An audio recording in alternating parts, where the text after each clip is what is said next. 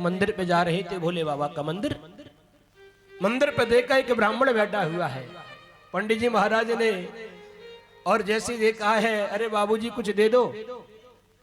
अर्जुन ने कहा, द्वारकाधीश कन्हैया ब्राह्मण बड़ा भजनानंदी है, कुछ प्रदान कर दो। ध्यान से श्रवण करना प्यारे भगवत प्रेमियों। भगवान ने कहा, इसके भाग में धन नहीं है, मैं इसको दे दूंगा तो भी वापिस चला जाएगा। अर्जुन ने कहा, कोई बात नहीं। तो भगवान ने क्या किया कि सोने की मोहरें लेके उस ब्राह्मण की झोली में डाल दी। ब्राह्मण ने माथे से लगाया, ओहो जीवन धन्य हो गया, सोने की मोहरें बाजार में बेचूंगा, बढ़िया सा पैसा आएगा, बढ़िया मकान बनवाऊंगा, बढ़िया गाड़ी लूंगा और बढ़िया अपनी पत्नी के साथ आनंद से घर में रहूंगा। रास्ता में जा रहा था और अपने ख्वाबों में डूब गया। चार चोरों ने देखा, वो क्या उछालता हुआ जा रहा है, सोने की मोहरें। चार थापड़ पंडित जी में लगाए और सब मोहरों को लेकर के चोर चले गए। घर पे गया, क्या हो गया? बोले भगवान ने दिया तो था और लेकिन मेरे पास तक नहीं रह पाया। दूसरे दिन फिर पंडित जी मंदिर पे बैठे। अर्जुन ने कहा, ओहो पंडित जी कल सोने की मोहरें दी, वो कहाँ है? पंडित जी ने कहा, वो तो चोर आए थे, लेके चले गए। भगवान ने कहा, मैंने अर्जुन मने किया पर लेकिन तूने मेरी बात को नहीं माना, एक बार और कृपा कर दो ना। तो द्वारकाधीश कन्हैया ने अर्जुन के कहने से उस ब्राह्मण को हीरा दे दिया। जितने भी स्टोन नग वगैरह होती है सब में हीरा बड़ा कॉस्टली होता है, बड़ा महंगा होता है।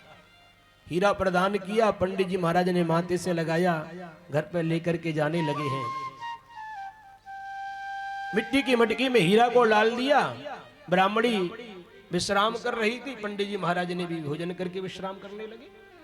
ब्राह्मणी खड़ी हुई, ओहो 4 बजने वाले हैं, पंडित जी स्नान करेंगे, जल लेके आऊं। घड़ा को लेकर नदी में गई हुई है। जैसे ही घड़ा को उसमें डाला, पानी भरा, तो देखा होगा पानी भरते समय घड़ा को उल्टा करना पड़ता है, फिर जाके सीधा करके पानी भरते हैं। हीरा उस नदी में जाके चला गया। लौट के घर पे आई, पंडित जी ने स्नान किया, क्यों जी इसमें तो एक हीरा रखा था, कहाँ है वो? ब्राह्मणी ने कहा, मुझे तो नहीं पता है कहाँ गया।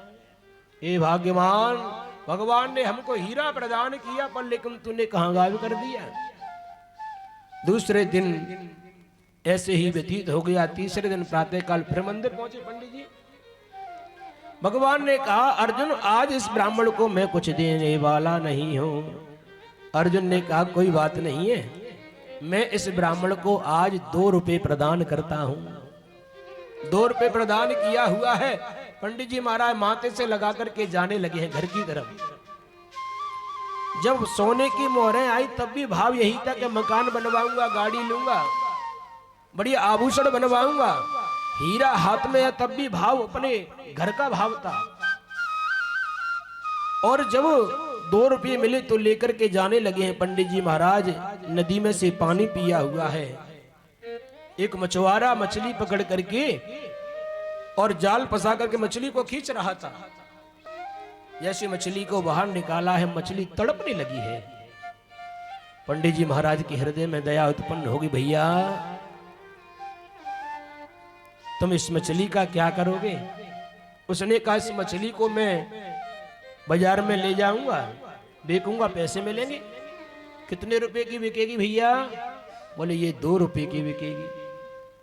पंडित जी महाराज ने कहा, 2 रुपया तू भैया हमसे ले ले और इस मछली को मुझे प्रदान कर दे, कम से कम इसके प्राण तो बच जाएंगे। बाजार में जाएगी, कटेगी और इसके प्राण निकल जाएंगे, इसलिए इस मछली को तू मुझे प्रदान कर दे, 2 रुपया मुझसे प्रदान कर ले।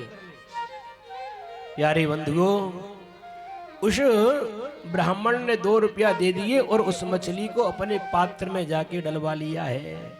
जैसी मछली पात्र में आई है और उसके मुख में जाके जो हीरा निगल लिया था, वो हीरा कमंडल में जाके गिर गया है। राम की आवाज हुई, पंडित जी ने देखा, ओहो हीरा जो भगवान ने प्रदान किया वो हीरा मिल गया। पंडित जी चिल्लाने लगे, ओहो मिल गया, मिल गया, मिल गया। 4 चोर वही खड़े थे जिन्होंने सोने की मोहरें ली थी। चोरों ने समझा शायद पंडित जी हमारी कह रही हैं कि चोर मिल गया। अब तो चिल्लाने लगे पंडित जी, चोर पास में आए, इन्होंने कहा पंडित जी माफ करना, तुम्हारी सोने की मोहरें ले जाओ पर लेकिन हमको केस वगैरह में मत फंसाना। पंडित जी महाराज ने मोहरें भी ले ली और हीरा भी मिल गया। लौट करके अपने घर पे गए हुए हैं।